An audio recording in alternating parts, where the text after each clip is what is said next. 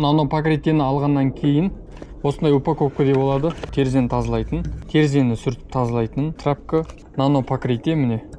Яғни сізде ыдыс болады, не араластыратын заты болады. Қалай істелу керектігін айтып жіберейін. Бірінші мына водный камень, яғни терезе тазалайтын химикатты қолданып терезені тазалайсыздар. Сүрткен кезде мына ақ жағымен сүртесіздер. Бірінші терезені сулап аламыз. Яғни сіздерге берілген мастер наноның водный камень кетіретін осы химикатын қолданасыздар. Осылай батырып қаттырақ екеумізді. Сол кезде толықтай кететін болады. Водный камень болсын. Жуып тастаймыз қайтадан.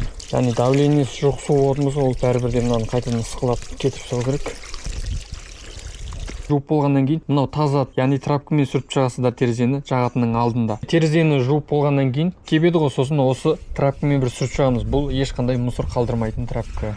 Нано покрытие бір-біріне қосқаннан кейін мынаумен араластырасыз. Бутылканың арт жағына қарасаңыз А және Б деп жазылып тұрады. Яғни аузын ашып алғаннан кейін міндетті түрде мынау А бутылканы Б бутылкаға құямыз. Құйғаннан кейін міне осылай толықтай ағызып жіберіңіз. Араластыратынмен араластырасыз. 2 минут толықтай араласу керек мынаның ішінде.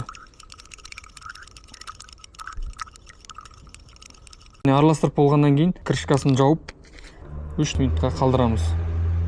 Мынандай ыдыс бар. Араластырып болғаныңызды осыған құясыз. Олай батырып терезеге жағамыз. Араластырып алған нано покрытиеміз жартысын құямыз. Яғни бір терезеге примерно жететіндей. Осындай құйып алыңыз. Жартысын қалдырыңыз келесі терезеге. Мынаны батырған кезде жай батырсаңыз болды. Енді осыған айналдырып жағасыз. Әрекетіңіз тездеу болсын шамалы. Қайтадан батырып, осылай айналдырып жағасыз.